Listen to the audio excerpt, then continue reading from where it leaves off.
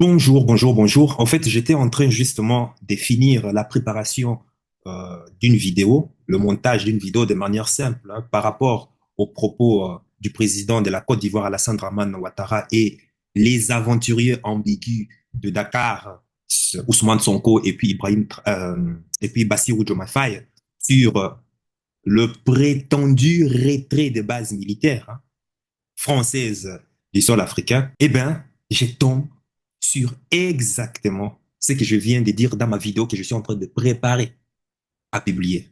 Je tombe sur qui? Sur le message, la réponse du président Ibrahim Traoré au propos d'Emmanuel Macron. L'allocution d'Emmanuel Macron sur euh, aux ambassadeurs. Bref, je vous laisse écouter. Vous me direz quoi. De Emmanuel Macron sur l'Afrique, eh bien, tout Africain conscient devrait donc comprendre très vite tout ce qu'il a pu nous dire et qu'est-ce que ça signifie. Le général Tiani a dit il n'y a pas longtemps du changement donc de tactique ou de stratégie des forces françaises en Afrique. Et je pense qu'il est venu le confirmer. Il s'agit de dissoudre et de garder un dispositif socle. Et Emmanuel Macron l'a si bien dit qu'on ne peut que le remercier pour cette sincérité. Même si certains ont voulu mettre la poudre aux yeux de leur population, mais la réalité finit par rattraper aussi. Ils ne partiront pas de certains pays. Ils ont juste dissous le dispositif. Vous ne les verrez plus dans des bases, mais dans les ambassades, ils seront là. Ils vont constituer des sociétés de sécurité pour sécuriser leurs sociétés qui existent dans ces pays-là. Mais les soldats seront là. Mais vous ne les verrez plus en tenue ou rassemblés dans des bases. C'est tout ce que ça veut dire. Ils vont se réorganiser, mais seront là.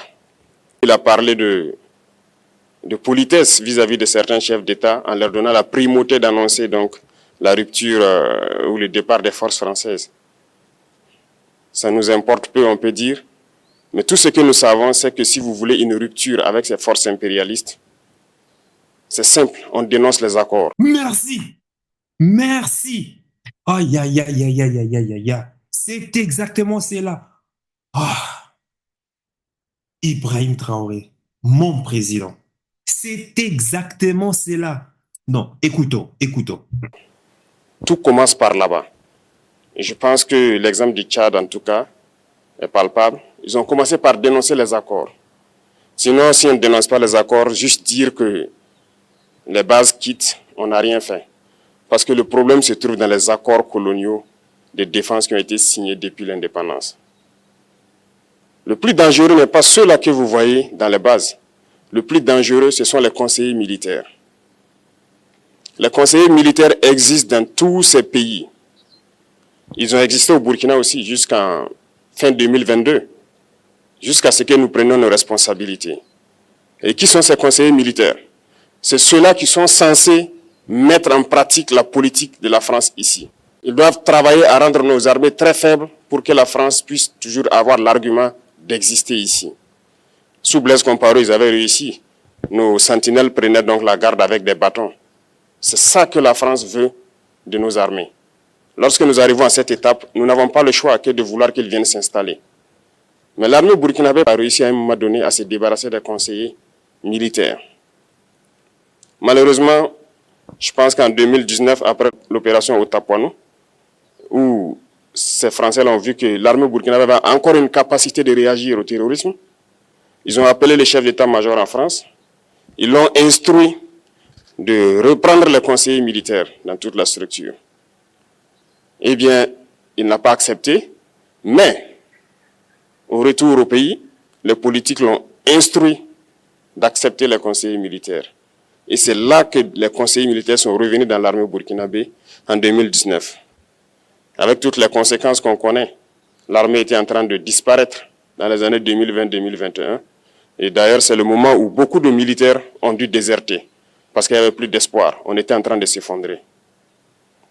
Voilà un peu comment ils travaillent.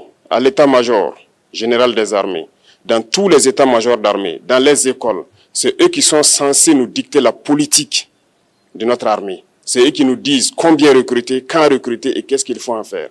Ils sont dans les écoles pour nous dire comment il faut les former et ainsi de suite. Tant que ces conseillers militaires sont là, vous n'êtes pas indépendant. Votre armée aura juste l'apparence d'une armée qui sera là en train de faire des parades, du cirque. Mais lorsque viendra la guerre, vous vous rendrez compte que la parade, c'est une chose, mais la guerre, c'est une autre chose. Il faut rompre les accords. C'est la seule façon d'avoir une armée indépendante et se construire, être fort. Mais beaucoup de gens ne le comprennent pas peut-être. Et même avec ces accords, la France choisit dans nos États des élèves officiers pour aller les former. C'est à travers ces mêmes accords. Mais en réalité, ces officiers qui partent se former pour la plupart, pour la France, ils viennent pour servir l'État français dans leur pays. Ils ne viennent pas pour servir nos pays. Ils les forment pour qu'ils viennent servir les intérêts de l'État français. J'en veux pour preuve.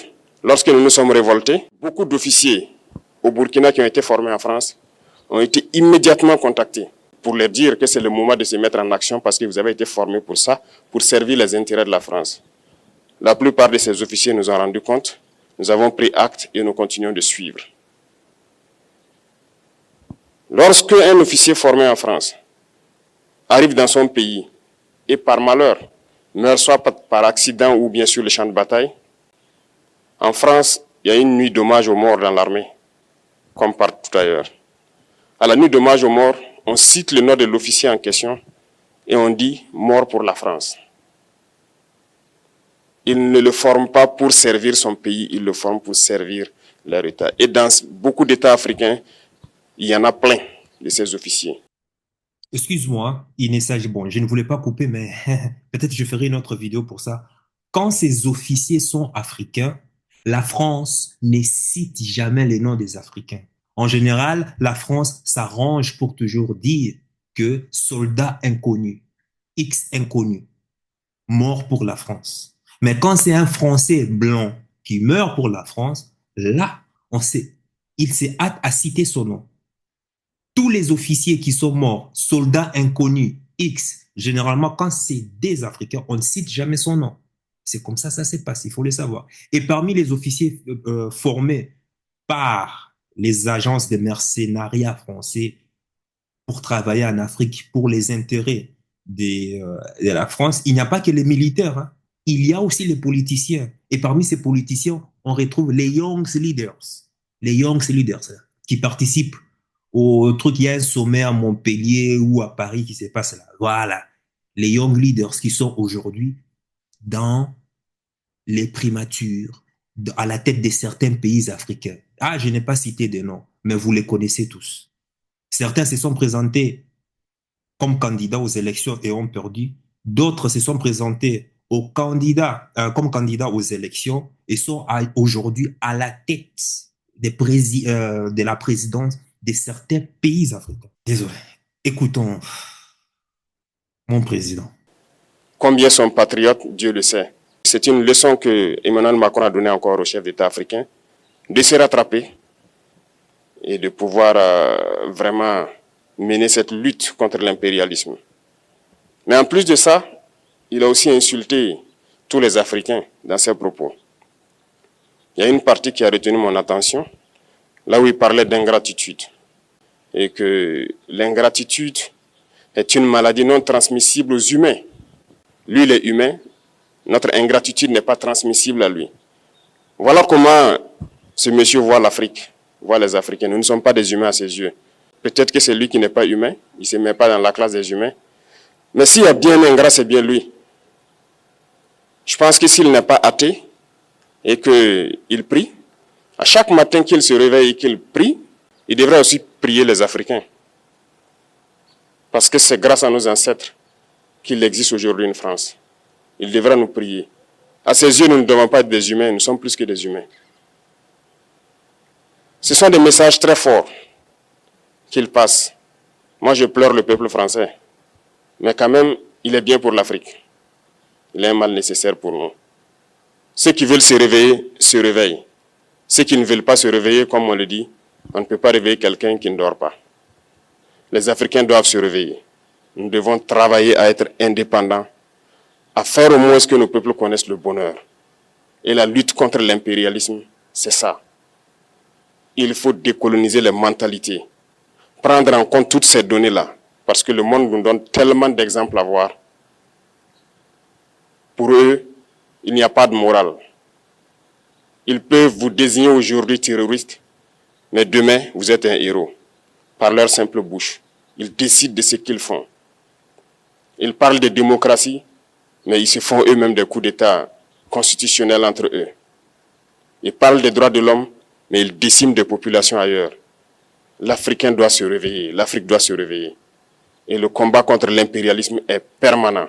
Et je vous invite à incorporer ce combat, à travailler en sorte que nous soyons réellement indépendants, que nous soyons autosuffisants et que nous puissions nous développer, connaître le bonheur, ce à quoi notre peuple aspire. Merci, je vous souhaite une très bonne journée, une très bonne semaine et une très bonne année.